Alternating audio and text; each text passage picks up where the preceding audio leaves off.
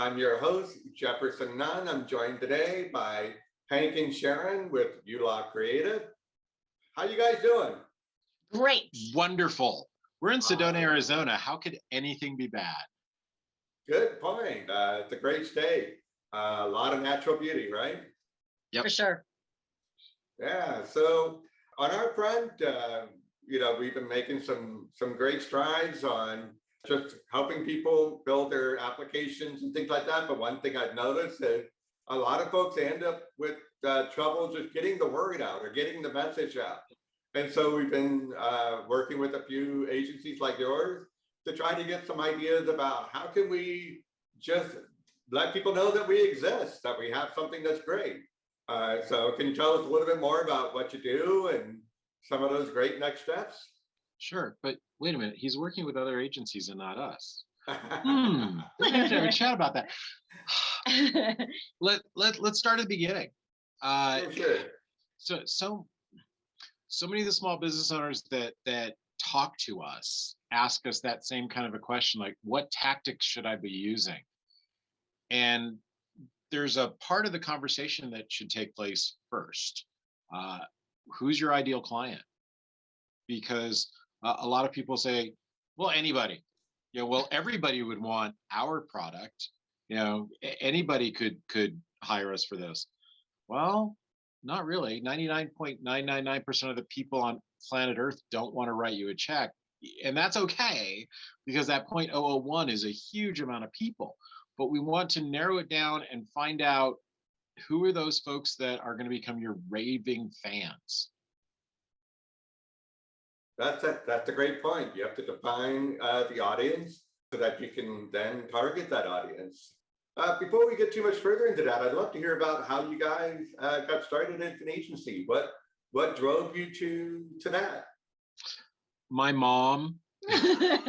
Wow. We were one of those families that went around the table at Thanksgiving and, what are we thankful for? I had just had a remarkable experience at the company that I worked for. I was one of 14 regional managers, and it was made really clear to all 14 of us that the ability to move up in the company was not going to happen because the owner of the company hired his son with no sales experience to become the national sales manager. Wow. And my mom asked me, well, what would it take to start your own business? I said, and I kind of flippantly said, I'd have to send the fax machine back to the company, so I need a fax machine. And she looked at my dad and said, write him a check. This is 25 years ago. Fax machines were still important. Yeah. Right. So it really kind of started that way as a promotional product company, because that was the industry I was in. And when we named the company, it was designed to become more of a coaching situation for our clients, help them with their marketing. My degrees were in advertising, PR, and economics. So that was, when you buy your stuff from us, you get the marketing brain kind of tossed in as a bonus. Nice. And over time, or actually, I guess it really started over a couple of lunches. Took a couple of clients to lunch that I helped them with their trade show giveaways. And they said, you're selling us stuff. Can you teach my people how to use them? And can we make the trade show better? That turned into, okay, what else do you got? So it just sort of took off. And then, 11 years ago, 12 now, one of my clients needed HR help. Sharyn had an opening in her schedule, and I dragged her kicking and screaming into the office. Yes, that's how it went. It's exactly how it went.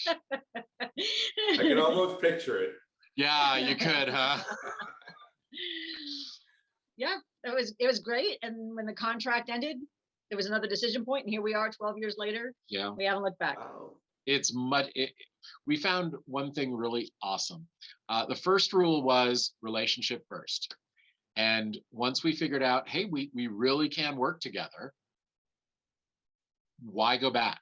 Why not work together? We don't have to have that "How was your day, sweetheart?" conversation, And actually, I know how Sharon's day is going by the number of times I hear her swear, and Oh. likewise the same way. Yeah, it is, yeah, vice versa as well. And So you must be rich now with all the dollar bills in the swear jar, right?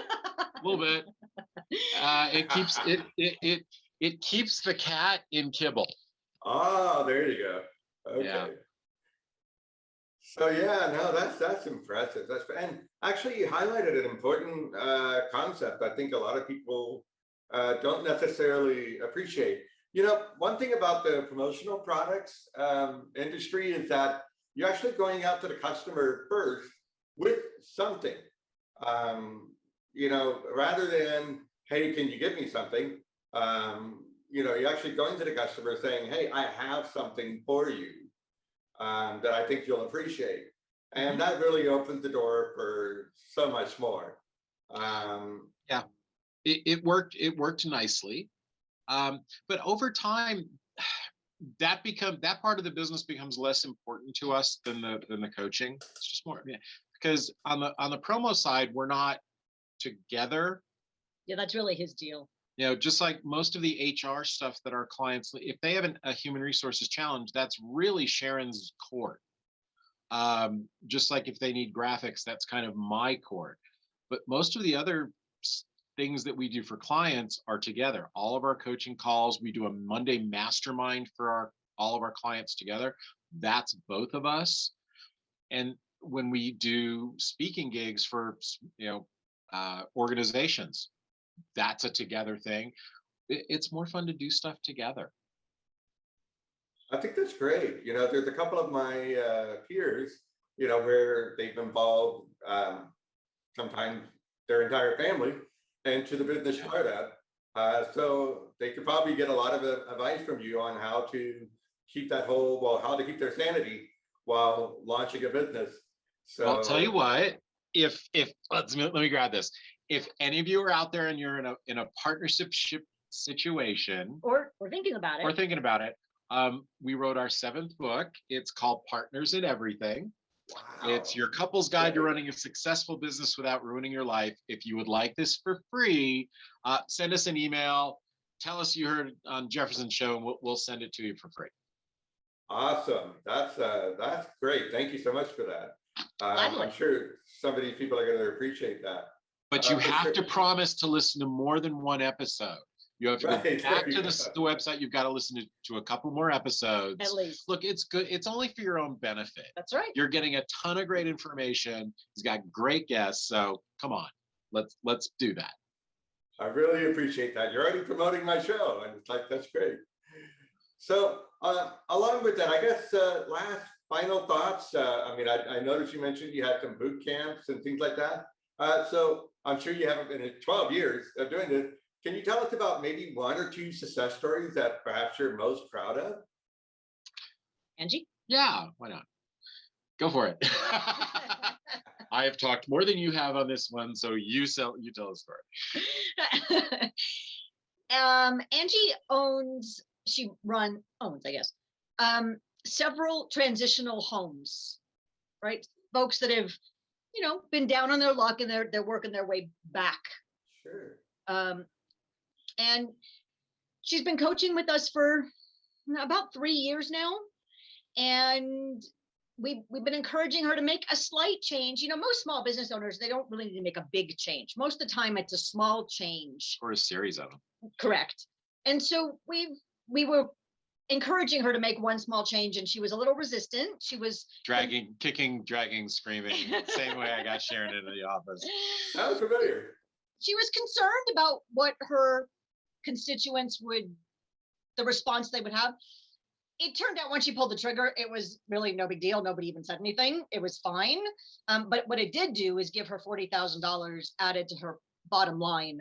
Actually, yeah, it was the profit line. Yeah. So one little change that no one really even noticed made a difference. I'll share another one. We have a client that post-COVID, you may have noticed more people were spending more time online.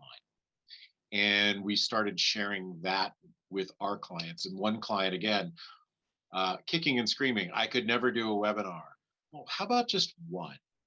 And we'll hold your hand, we'll walk you through it. We'll do it the first time where we're the only people watching. We'll practice it. And she just did her first one a week ago and got 5 new clients from it. So right now, that's our favorite little success story that we're telling people about, because it just happened. It's awesome. Way to go, Suzanne.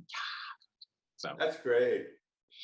All right. Well, I definitely would encourage anybody that's looking to really grow their business, especially in a partnership way, to work with Hank and Sharyn. The details will be at the bottom of the show there, just below the fold here. and Yeah. if you want 30 minutes of time, we'd love to do that. If you're one of those businesses that wants to know how to get there faster, go to howtogettherefaster.com. You'll get into our calendar. We'll give you 30 minutes to talk about making a couple small adjustments for your business. That's great. Thank you so much, Hank and Sharyn. You've been amazing. Thank you. But so again, much. you have to listen to at least 2 other episodes, and there will be a quiz. Oh, wow. Multiple choice, right? So, all right. Thank you so much, Hank and Sharyn. It's great to have you today. Thank you. Bye now.